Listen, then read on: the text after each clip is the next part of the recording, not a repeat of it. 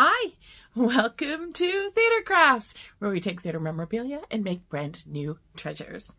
All right, I have a really fun project for you today. Have you ever taken like a Rubik's Cube? You know, you play Rubik's Cube. We used to do that all the time with students at school. But I thought it would be really fun to take a standard Rubik's Cube and personalize it. And for me, personalizing it is adding musical theater images. And so that's what I've done. So I've taken just a traditional Rubik's Cube and I've added theater images all over it. See? Isn't that cool? But it doesn't have to be theater images. It could be anything that really inspires you. It could be sports teams. It could be pictures of your family. And you put them all on the 6 different sides of the Rubik's Cube. It could be flowers. It could be whatever gets you all excited.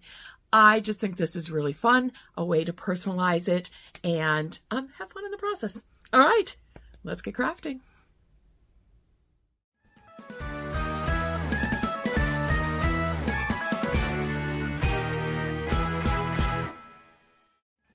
Okay, the materials for this are pretty easy. So you obviously need your Rubik's Cube. This is an inexpensive one that I had back actually in our game closet. You're going to need your images. So I got my images right out of playbills or brochures. And you really want to take a look at the size of your cube. So mine, the images, it ended up being about 6 centimeters. So I wanted to look at the images to make sure that I was able to get the full image into the side on the Rubik's Cube. So see here, like with Aladdin, you want to look at how big 6 inches is. So I've got the images. I have a cutter, and I'll show you how I'm going to use that in a little bit.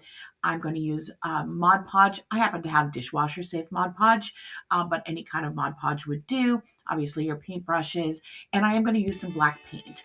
And so here you're going to see I decided to take some black, just acrylic paint I happen to have in my my craft room, and I decided to paint over the imagery that's there. Now, I'm not being very careful about it.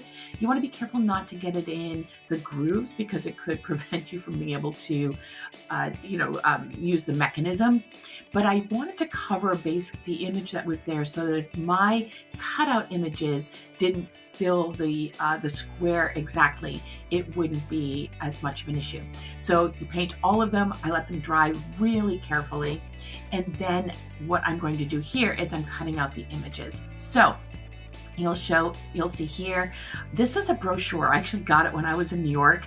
I happened to see a whole bunch of brochures for different shows. And so I grabbed a bunch of them so that I could use them for projects. So what I'm going to do here is, as you saw a moment ago, I wanted to cut based on the 6 centimeters because each of the cubes is about 2 centimeters square on my particular cube. So I'm cutting out, and mine, if I put it up to 4 centimeters, it's 2 centimeters to the cutter. So that worked out for me. So looking here, just kind of gauging where I want it to land so that I get as much of the image as possible. And again, lining it up to the 4 so that I get 6 centimeters. And there's my 6 centimeter square. Now, I found easier for me is to line it up and use basically my scoring tool here and putting 2 centimeter kind of scores right into the image.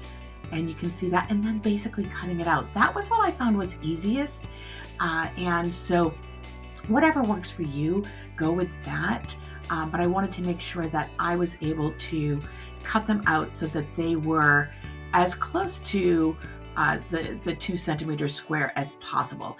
And don't mix them up because, man, you don't want to get them wrong on your cube. So basically cutting these out, and next, the process is we're going to glue them on to our cube. Okay, so here I'm taking a light coat of the Mod Podge, and again, I'm just using a dishwasher safe. That happens to be what I had. Putting a light coat on each of the squares. I'm trying to do each square separately so that I don't, like I said, interrupt the mechanism there. And I'm doing all 9 squares at once. And you'll see in a moment. And then you're gonna think I'm kind of crazy here, but I put just a little bit of the Mod Podge on my finger. And this was the easiest way for me to pick it up and put it onto the square. I know that seems kind of silly, but it worked for me. Whatever works for you, feel free to go with that method. But this particular method worked for me. And so getting it in the center of the square and just placing that down, and then hitting all 9 of them so that you get the image that you're looking for. And I happen to really love this Anne Juliet logo that they've got here.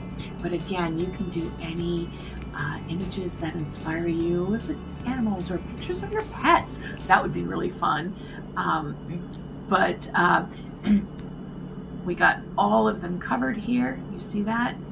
And then just basically going to take the Mod Podge again, and I'm going to cover those just to coat and protect the images there. And you're going to do that to all 6 sides, letting it dry so that you don't interrupt the drying process on each of them, but let it dry. I let mine dry overnight so that it was really cured for the next part of what I'm going to do.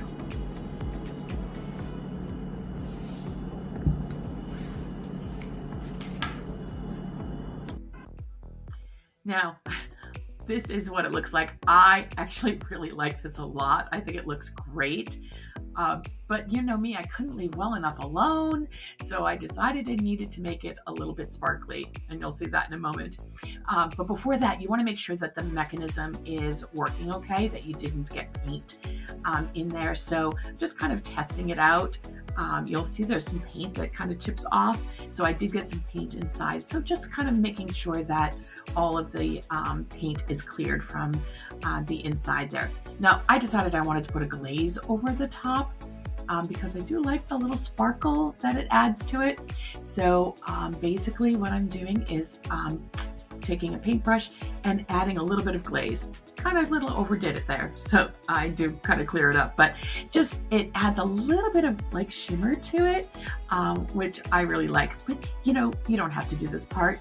It's totally preference, but you could add it here. You could also add like around the edges, as long as you're really careful. You could add maybe some glitter paint or something like that. Whatever suits your aesthetic. You want to make sure, again, it doesn't interrupt the mechanism, but look at how cool this looks. I think it's awesome. And when it's totally done, you'll see it in a second. It looks really, really cool. And here it is. That is about as easy as it gets. Look at the impact of this, and it's so easy to do. This would make an amazing gift. It's a great way to personalize, obviously, if you love playing Rubik's Cube, but you could give this to someone as a really special gift and personalize it for them. I love this so much, and I hope you try it. Tell me in the comments below, what would you put on your Rubik's Cube to make it personalized and fun for you? I'm really curious. Thank you so much for joining me for this week's Theater Craft. I am so thrilled that you're here with me every week, and I will see you next week. Have a great week, everybody. Bye-bye.